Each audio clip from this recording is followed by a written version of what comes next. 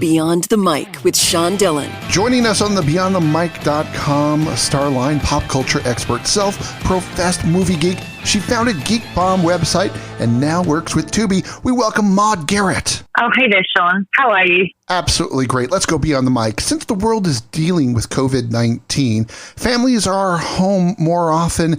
They're being driven crazy.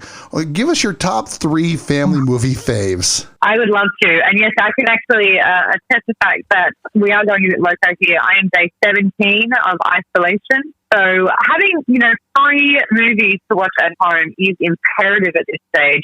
The 3 movies that I'm recommending for the whole family, especially the kids, on Tubi.tv are Ella Enchanted, which is stars Anne Hathaway. It came out in 2004 off the success of her in The Princess Diaries. This is a great movie for the whole family.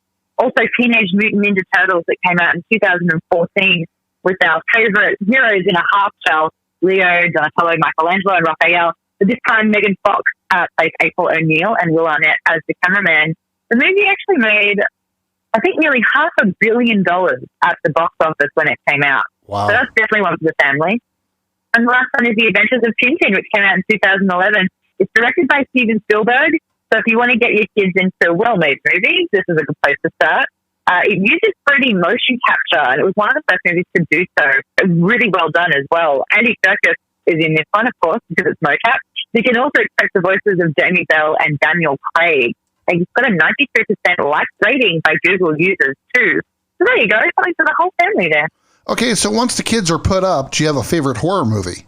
No, I don't do horror, Sean. Are you kidding me? No one sits on the fence with horror either. You either love it or you loathe it. And frankly, I feel like we're living in a horror movie, so I am not going to escape into another one. The box office report was $0 for the first time ever. How do you think the movie industry is going to evolve with this pandemic? I tell you what, it's not going to bounce back overnight, that's for sure. A lot of movies have either been made and they're just not making their money back, which is going to rattle these major studios. But you can basically just goodbye independent movies because the budgets just don't exist anymore. And a lot of the working crew, if there's no movie or if there's no production or no set, there's no money and there's no job. So this is going to be incredibly tough for a lot of people. But we're seeing now so more than ever a shift to video on demand and streaming services because we can't leave our houses to go to the cinemas anymore. The fact that we had a bunch of streaming services available was already having an impact on the box office because getting people out and about and with surging movie prices, that was actually not a great start for cinema already. But with this, now more than ever, cinema is on its way to becoming almost redundant. And with AMC shutting over 85 cinemas around America, like that's a huge hit for them. And I'm not sure when we're going to be seeing new content with all of productions being put on an indefinite hold.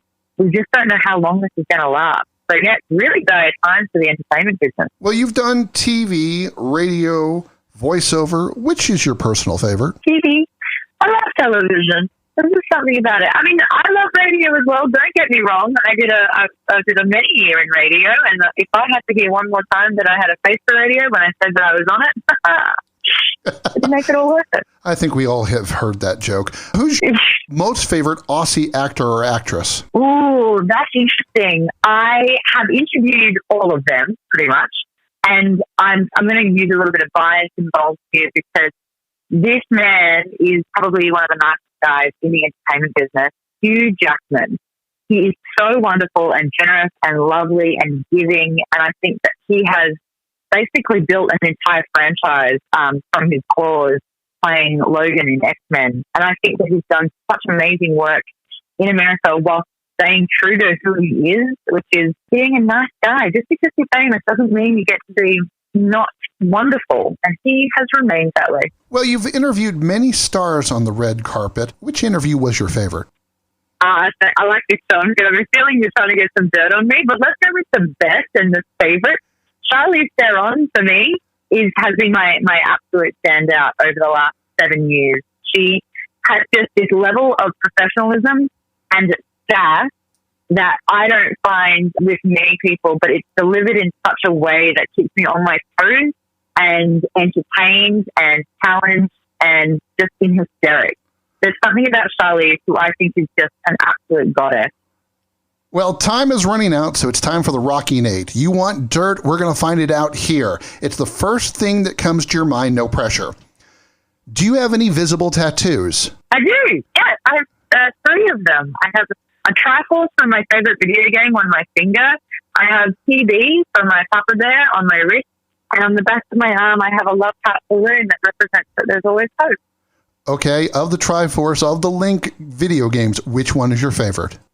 Of all the Zelda games, Ocarina of Time came out in 1996. Yeah, on the Nintendo 64. Best game ever. Thank you very much. Last comic book you read?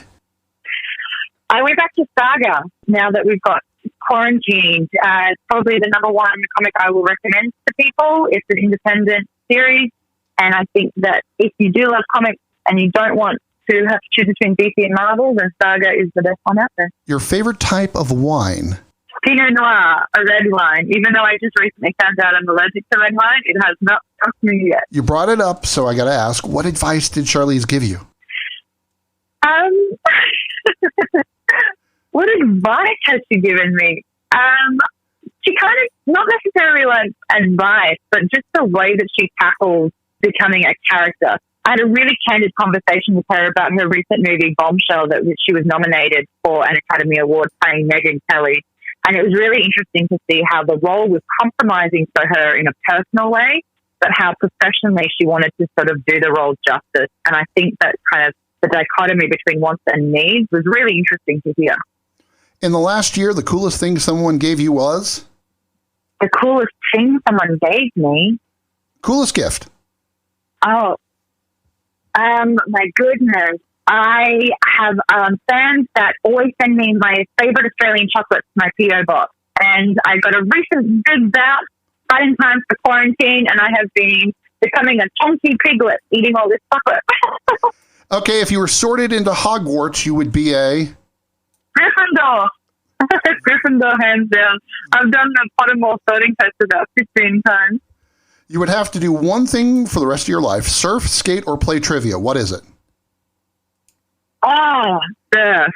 I am a surfer. I am from Australia, and we have some of the best beaches, and I miss it, so I would surf. One thing that people don't know about you. Don't know about me? I feel like I share an awful lot online, but I'll just double down and say that licorice is unacceptable. The last comic book she read was Saga. She loves red wine, but she's allergic to it, and she wants you to watch movies on Tubi. Maude Garrett, thank you so much for talking to us today. Thank you so much, and I love impromptu trivia, so maybe I'm going to exchange surfing for trivia. Thank you, Sean. And that, my friends, is Beyond the Mic.